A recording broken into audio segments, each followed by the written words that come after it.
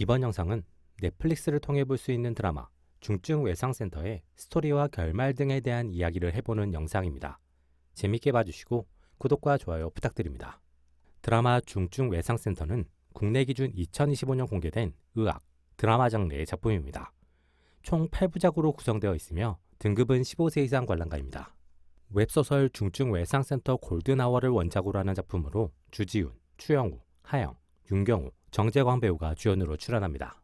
보건복지부 장관인 강명희는 중증외상센터의 설립과 확대를 자신의 공약으로 내세우고 자신의 공약에 지원한 한국대병원에 많은 지원금을 줬습니다.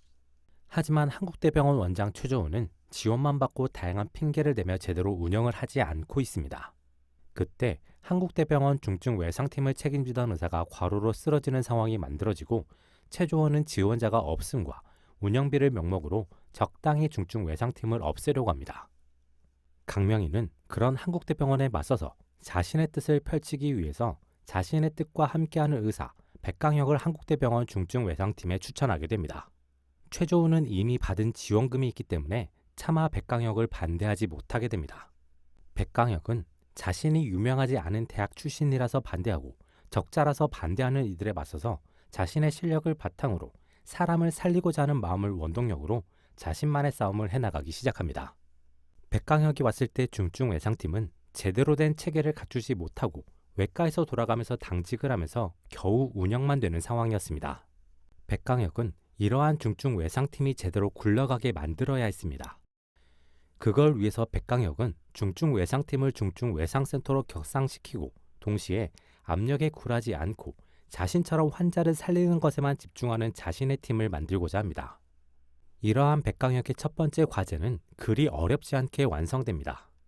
백강혁이 자신을 지원해주는 강명희 앞에서 중증외상센터 격상을 마치 한국대병원의 뜻인 것처럼 발표하면서 자연스럽게 강명희가 그것을 지원하게 만듭니다.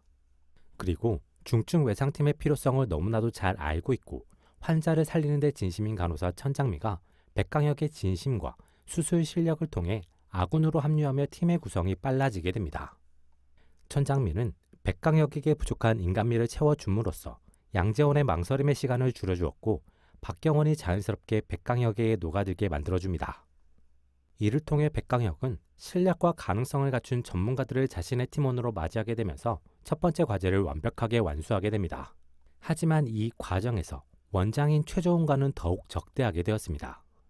거기에 더해서 양재원을 자신의 팀으로 맞이하면서 외과 과장인 한유린과도 적대하게 되었으며 박경원을 제외한 마취과와도 적대하게 됩니다. 백강혁에게 주어진 두 번째 과제는 자금의 확보입니다. 중증외상센터로 거듭나면서 독립성을 가졌고 국가로부터 지원금도 받았지만 적자를 보는 센터라는 이유로 공격을 받고 있는 상황입니다. 백강혁은 중증외상센터는 당연히 적자를 볼 수밖에 없는 구조를 가지고 있고 그걸 국가에서 지원금으로 보조해 주는 것이라는 설명을 합니다. 그런 당연한 설명에 병원 측에서는 자신들만의 논리를 내놓습니다. 중증외상센터 혼자 응급 환자의 수술을 담당하는 것이 아니기 때문에 지원금은 관련 부서 모두가 나누는 것이 맞다는 것입니다. 거기에 더해 병원 역시 수익 구조를 가져야 하기 때문에 중증외상센터 역시 적자를 줄이고 흑자를 내야 한다는 것입니다. 백강혁은 지원금을 그런 이유로 나눠 가져야 한다면 적자 역시 그런 이유로 나눠 가져야 한다는 주장을 하게 됩니다. 그 말에 관계자들이 반박하지 못하자 지원금만큼의 중증외상센터 적자는 병원에서 감당해야 하는 것이라는 말로 상황을 정리하게 됩니다. 이를 통해 중증외상센터가 적자의 압박에서 벗어나게 되지만 최조은과의 대립이 더욱 심해지게 되고 기조실장인 홍재훈과의 본격적인 적대가 시작됩니다. 이렇게 백강혁이 소위 말하는 윗선과 대립을 겪는 사이 백강혁의 진심과 실력을 알게 된 의사들이 은근히 백강혁 편에 서게 됩니다. 하지만 직접적으로 나서지는 못하고 백강혁이 환자를 살리기 위한 도움이 필요할 때 그 도움을 거절하지 않고 나서는 정도입니다. 백강혁 역시 그럴 수밖에 없는 그들을 이해하는 모습을 보여줍니다. 이렇게 백강혁의 편이 자연스럽게 늘어나는 그때 한유림의 딸이 사고로 한국대병원으로 이송되고 백강혁이 그 수술을 직접 집도하며 한유림의 딸을 살리는 데 성공합니다. 한유림은 자신에 대한 적대감 없이 딸을 살려준 백강혁과 자신의 딸을 신경 쓰지 않는 수뇌부의 모습을 통해 백강혁의 편으로 돌아서게 됩니다. 한유림의 합류와 다른 의사들의 호의적인 태도로 인해 백강혁은 정보를 얻으면서 상황에 대응해 나가거나 시간을 더 활용할 수 있게 됩니다. 백강혁에게 주어진 세 번째 과제는 병원 측의 공격을 막는 것입니다. 병원에서는 먼저 누군가를 살리는 것보다 병원의 지출을 막기 위해 헬기를 띄우는 것을 막아버립니다. 이를 통해 단기적으로는 지출이 심한 환자가 병원으로 오지 않게 됨으로써 병원의 손실이 줄어들게 됩니다. 장기적으로는 백강혁의 수술 케이스가 줄어들거나 완치 케이스가 줄어들게 되면서 자연스럽게 백강혁의 명성이나 영향력이 줄어들게 됩니다. 백강혁은 이런 상황을 자신의 힘으로는 돌파할 수 없음을 느끼고 괴로워하고 실제로 늦은 이송을 통해 환자를 완치시키지 못하고 식물인간 상태로 둘 수밖에 없는 상황에 더 큰 괴로움을 느끼게 됩니다. 병원에서는 이 상황을 이용해서 백강혁이 의료 과실로 환자를 식물인간으로 만들었다고 인정하고 선포해서 백강혁을 병원에서 퇴출시키려는 시도를 하게 됩니다. 이러한 시도는 먼저 정보를 확보한 한유림의 협조와 강명의 사실 확인, 그리고 백강혁이 이미 성공시켰던 이전 사례를 통해 극복됩니다. 하지만 병원 측의 공격은 여기서 끝나지 않고 백강혁은 그 공격을 막아내기 위해서 자신의 수술 실력을 보여줘야만 하는 상황에 내몰리게 됩니다. 백강혁은 자신의 실력을 스스로 입증해 보이며 자신을 향한 공격을 스스로 돌파해내야만 하는 상황에 내몰리게 됩니다. 백강혁은 이 상황을 자신이 기존에 만들었던 인연을 바탕으로 극복하는 데 성공합니다. 이러한 부분은 백강혁이 자신이 살린 환자에게 다른 것을 바라지 않고 기억을 바라는 모습과 연결되는 느낌도 있습니다. 자신이 그들을 살려줬음의 대가를 바라지는 않지만 그들이 자신을 포함한 다른 이들의 도움으로 살았던 것처럼 누군가를 살릴 수 있는 순간에는 도움을 주기를 바라는 마음을 가지고 있음을 보여주는 느낌이 듭니다. 양재원에게는 두 가지의 과제가 주어집니다. 첫 번째는 외상외과를 선택하느냐 마느냐입니다. 양재원은 백강혁의 수술을 통해서 자신이 의사가 되고 싶었던 이유를 떠올리게 되면서 동시에 자신이 외상외과를 선택하지 못했던 이유를 극복할 수 있음을 느끼게 되면서 외상외과를 선택하게 됩니다. 두 번째 과제는 직접 집도하게 된 백강혁의 수술입니다. 특징적인 점은 백강혁은 스스로 답을 느끼고 있으면서 그 답을 양재원에게 알려주는 것이 아니라 숙제처럼 던짐으로써 자신의 목숨을 걸고 양재원에게 시험을 내게 됩니다. 그 시험에서 양재원은 지금까지 백강혁에게 배운 것을 바탕으로 정답을 찾아내게 되고 백강혁을 살리는 것은 물론 백강혁에게 인정받으면서 중증외상센터의 실력 있는 의사로 거듭나게 됩니다. 백강혁은 닥터 헬기를 도입하기 위해 최조원을 설득해야만 하는 마지막 과제를 부여받게 됩니다.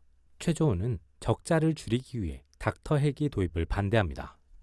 닥터 헬기 도입을 밀어붙이는 백강혁과 강명희를 낙하산 인사라는 효과가 미비해진 공격 수단으로라도 압박을 해나가며 자신의 뜻을 관철시키려는 시도를 하게 됩니다.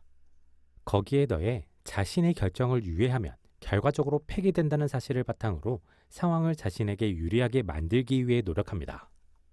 백강혁은 그런 최조은에게도 의사로의 사명감을 무기로 싸움을 이어나가게 됩니다. 그리고 마침내 백강혁의 아버지를 살리기 위해 끝까지 노력했던 과거 외과의사 최조은의 마음과 기억을 상기시키며 마침내 설득에 성공하게 됩니다. 이로써 백강혁은 자신에게 던져진 모든 숙제를 완성하며 중증외상센터의 완벽한 구조적 독립과 확장 가능성을 만들어냅니다. 거기에 더해 자금 압박으로부터의 해방, 독립적으로 활용할 수 있는 헬기의 확보까지 만들어내며 중증외상센터의 새로운 시작을 만들어내게 됩니다. 이 작품에서는 현실에서 중증외상센터가 돌아가지 않는 여러 가지 요인을 언급하며 계속해서 중증외상센터의 필요성과 중요성을 이야기하고 있습니다. 중증외상센터가 기본적으로 지출이 많기 때문에 병원에서 손실을 핑계로 제대로 투자하지 않는 현실이 가장 먼저 보여집니다. 그 다음으로 일이 힘들고 고되기 때문에 의사들이 지원하지 않는 현실이 더해집니다. 국민 1인당 의사 수가 많은 대한민국이지만 필수 외과에는 언제나 인력이 부족해서 과부하가 걸리는 현실이 잘 보여집니다. 이러한 부분을 해결하기 위해서는 극에서는 의사들이 가져야 하는 사명감을 이야기합니다. 누군가를 살리고자 하는 마음으로 의사가 되기로 결심한 그 순간의 마음과 의사들 중 누군가는 해야 하는 일이라는 것을 계속해서 언급합니다. 동시에 중증외상센터를 효과적으로 돌아가게 만들기 위해서는 시간을 절약하기 위한 지원과 재정적인 지원이 무엇보다 필요하다는 것이 잘 보여집니다. 이 드라마를 통해 중증외상센터에 관심이 높아진 이때 다양한 사회적인 논의가 필요하지 않을까 싶습니다. 드라마 중증외상센터를 나름대로 평점해 본다면 100점 만점에 85점으로 할 수 있겠습니다. 드라마 중증 외상센터는 클리셰를 적당히 사용하면서 익숙하면서도 새로운 재미를 잘 전달해주는 작품입니다. 갈등, 대립 구조가 답답하고 길게 끌지 않고 빠르게 흘러가면서 적당한 긴장감과 통쾌함을 주는 것도 이 드라마의 큰 매력 중 하나라고 볼 수 있습니다. 다소 스토리가 짜여진 듯 흘러가긴 하지만 그것이 불편하게 다가오지 않고 빠른 전개를 위한 요소 정도로 다가오면서 전반적으로 몰입감 있게, 재미있게, 무겁지 않게 볼 수 있는 드라마였습니다. 특히 무겁지 않다는 부분이 상당한 장점으로 다가오는 드라마입니다. 중증 외상센터의 필요성과 중요성을 계속 언급하는 드라마인데 전반적인 흐름이 무겁지 않음으로써 이 메시지가 시청자에게 자연스럽게 부담스럽지 않게 전달되면서 관심도를 이끌어낸다는 것이 가장 큰 매력 중 하나였습니다. 그래서 개인적으로는 수술 장면, 피가 나오는 장면을 부담스러워하지 않는 사람에게는 추천할 수 있는 작품입니다. 이번 영상은 여기까지입니다. 재밌게 보셨길 바라며 구독과 좋아요 부탁드립니다.